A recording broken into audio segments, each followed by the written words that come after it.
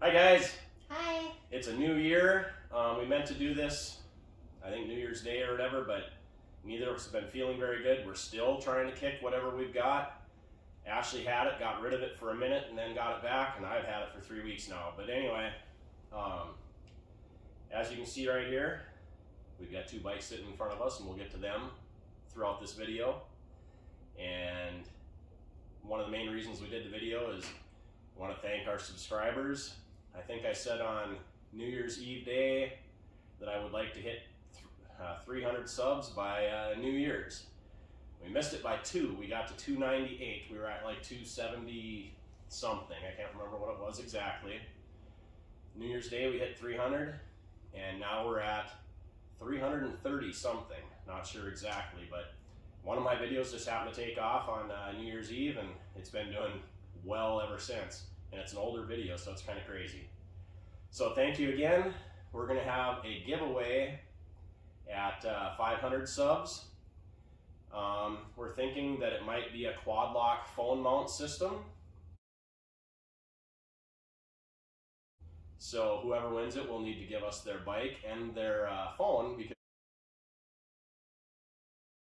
because you'll need the case and obviously whatever kind of mount you're going to need for your bike, whether it be handlebar, stem mount, etc. So that's kind of what we're thinking. If you want to be entered in that giveaway, obviously you need to be subscribed and comment on this video. We'll bring it up in some other videos too where you can comment, but it'll be a pretty good giveaway. We'll also have some stickers and maybe throw in a couple of little things, and then at 1,000 we'll have a lot bigger giveaway. But this is just what we're thinking for 500, just for fun. Who cares? Everybody does it, right? So anyway, let's move on to the next subjects at hand. First subject we're going to talk about is this old SV650 here. Bought it off of a friend. I know it runs good. He's actually ridden with us at Tail of the Dragon.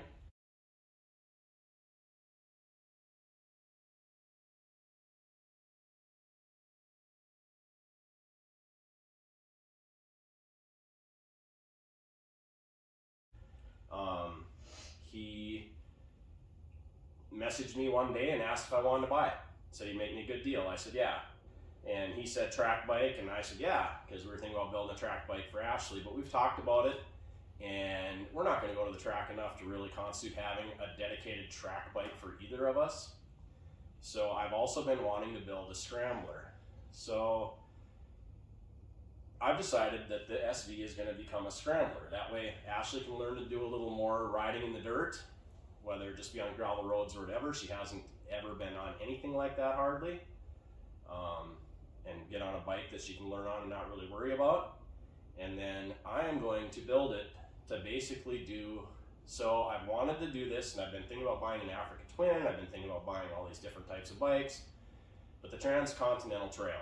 So I think I'll build this SV Scrambler as cheap as possible and keep track of the money exactly. I'm going to try to keep it under $2,500 total in the bike, even with the cost of the bike and everything, and then go run the transcontinental trail, just to show that you don't need a ton of money to do it. And even the supplies and equipment I take with me, I'm trying to keep it as cheap as possible. I'm going to stay in a hotel a few times because I'm going to need a shower, but anyway. So that's kind of the plan with this, and hopefully do it this summer. We'll see if I can get it done and have enough time to do it. It'll be a build on the channel, obviously, and obviously the trip will be on the channel and stuff too, so it'll be a fun little deal. The other bike we got sitting here, you've probably been waiting for us to do the review. I said we were going to do it, but like I said, we've been under the weather, so we're just going to do it together right here, right now, is Ashley's new bike that she just bought. What is it, Ashley? It is a 2021 KTM 890 Duke.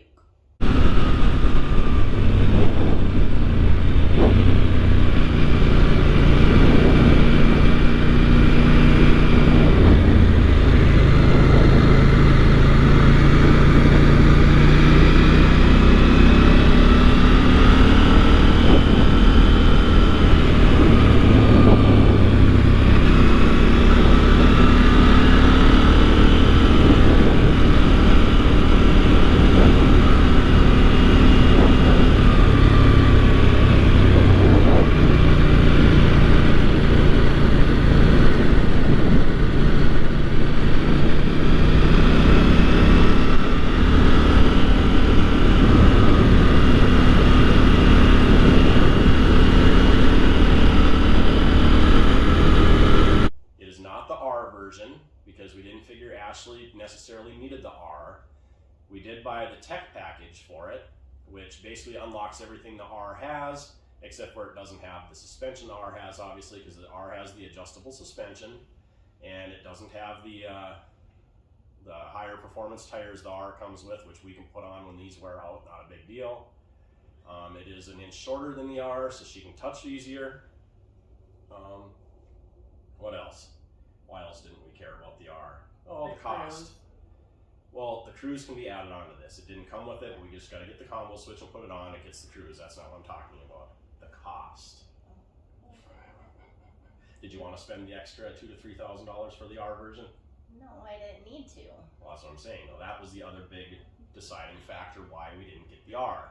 You were just saying the So anyway. differences. Huh? You're just saying differences. No, the reasons why we didn't care about getting the R. Okay. Anyway, so as you can see, we like to argue a lot. But so we got the Duke, right? So Ashley, tell us about the Duke. What do you notice first about it when you get on it over your CB500 that you used to have? It feels a little bit taller, but Talk to the camera, not me. but it also feels wider. Like the seat of it feels wider, so it makes me not be able to touch as well. Which doesn't bother her. She isn't even thinking about lowering it because she has learned to ride 1 foot down, which is the best thing to do.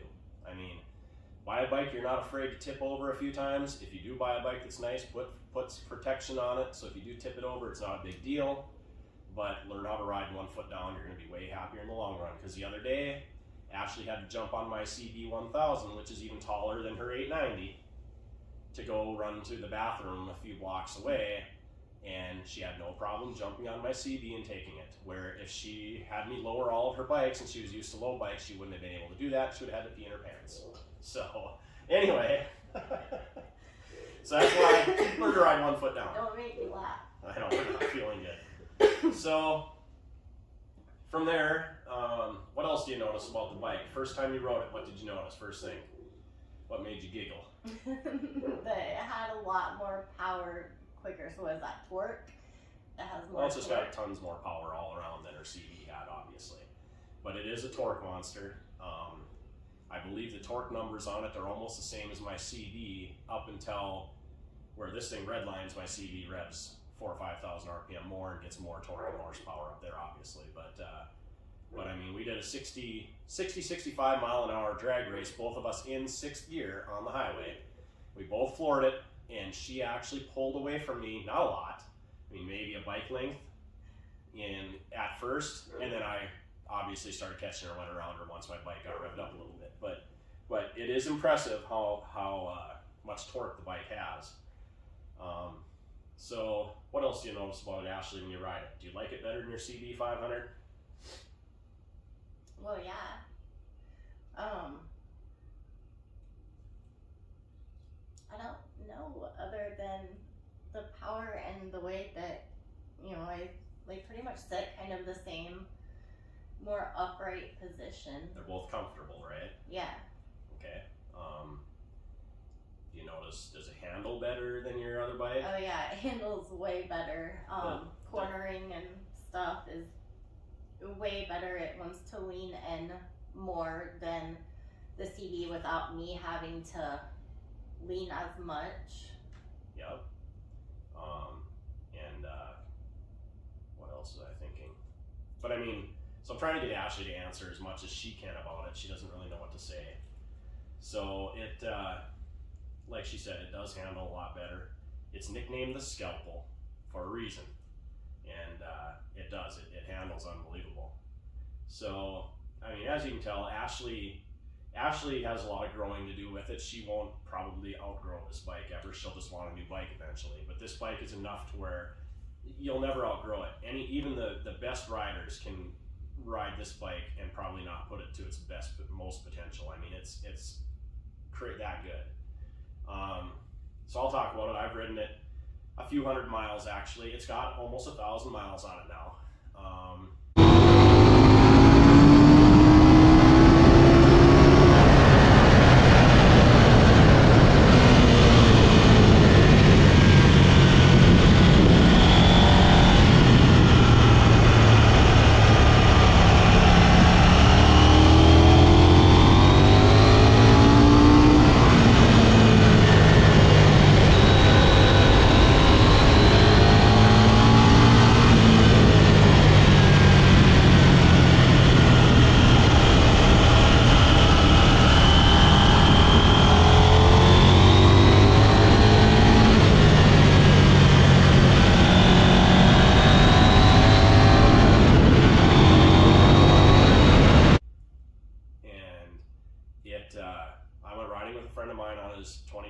210. There's a video on that out there.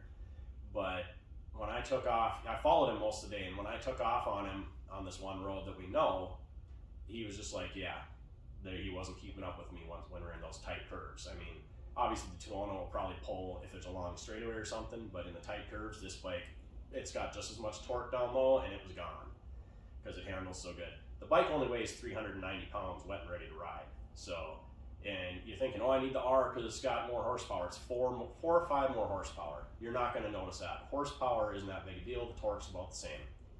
So, the bike does. It handles phenomenally. What I noticed, the first thing I noticed when I sat on it, is it felt just like my Aprilia RSV4 as far as the way the seat and everything feels. It's a lot wider. It does spread your legs out a little more, but on long trips, it's actually a lot more comfortable. And Ashley's noticed that too. Her butt doesn't get sore until we're done riding instead of a quarter of the way through the day. But anyway, I noticed that right away, that it felt like the Aprilia. Ducatis have that same feel. Japanese bikes are a lot narrower feeling all the way through. So it gives it the feel of being wider, but it doesn't look wider when you're sitting on it, and everything else feels nice and compact. But it makes it more comfortable, and it's got to be a European thing. I haven't ridden any others other than the three I mentioned, but they have that same feel in the seat area and stuff like that. It sits upright. It's about the same as my CB2 as far as comfort in the rider triangle. I had it leaned way over, never came close to scraping the pegs. And it handled. It feels phenomenal. One thing you're going to have to get used to is it does lean in so easy and so quickly that you're gonna go into a corner and probably over lean going in because you're used to your bigger, slower leaning bike. This bike wants to lean and it wants to turn. Yeah. So, and as far as the suspension goes, unless you're a professional rider and you're going to the track and you need to adjust your suspension and stuff all the time, you will not be able to tell that this suspension needs adjusting. The suspension feels phenomenal. I mean, I never felt like it needed anything for me. Getting done riding, looking at where the rubber bands are, or the little rubber bands are on the forks and stuff, maybe needs to be a little stiffer for my weight because they were down a ways, but they never bottomed out. It handled great. Had a friend of mine that's been riding for years, has done all sorts of stuff. He took it because he's thinking about buying one. And when he got done riding it, he says the suspension feels phenomenal. He wouldn't spend the extra money for the R either. So it's one of those things where unless you really, really know what you are doing with that kind of stuff, you're not going to know the difference, and it's probably not worth spending the extra couple, $3,000. What else about the bike? Like I said, it's a torque monster. Coming out of a curve in second, third gear, you can pull the front end if you want. It looks really cool. I mean, it'll do it. It's powerful. So beginner bike, I wouldn't say it's a beginner bike, but second bike, yeah. I mean, it's got really smooth power. It doesn't have any real peaky power points. So if you can keep your throttle under control, you can use the power all the way through. It's not going to surprise you anywhere because it's so smooth. But it's got a lot when you open it all the way. So my final thoughts on the bike, the only thing that we're even halfway concerned about is reliability. I mean, I'm a Honda guy. I had Hondas all my life. I've lived with Honda reliability. My RSV4 and I had a love-hate relationship, and it's I love them, but yet that reliability wasn't there, and you could tell it. But it never actually left me walking either. So, well, one time it did when the chain broke, but that isn't really the bike's fault. It was just waited a little too long on changing the chain or whatever, and it didn't look like it was bad, but it broke a link. So anyway, and it wasn't the freaking connecting link either, which is weird. So that's the only thing that kind of concerns us is it going to be super reliable? So that's another reason why we got the SV650. We've got a spare here just in case. And obviously I'm thinking about buying another bike too. We're going to see what happens there. A couple things going on that we're not going to get into. But other than that, anything else you can think of on your bike? It's just a lot of fun. Yeah. And the menu and stuff, as far as electronics go, super easy to navigate. once you learn how to do it, quick, easy, nice. Yeah, I mean, it's gone through its first service already. It's looking like it's going to be a great bike as long as we don't have any mechanical issues. And I haven't really heard of any mechanical issues with KTM other than some electronic stuff. And I haven't heard about anything in that with the 890, so hopefully we're golden. So other than that, I think we'll let you guys go. We'll probably do another review on the KTM when we ride it more, and we'll probably do it while we're riding. And like I said, thank you to the subs. At 500, we'll have a giveaway, so make sure and comment. And if you want to be entered, and like I said, we'll do it in a couple more videos so that you know to comment that you want to be entered. And then that's about it. You can hear the dogs playing outside, I think. You hear the squeaking in the background. Adopt, don't shop. Catch you on the flip side. Later, guys. Ride safe.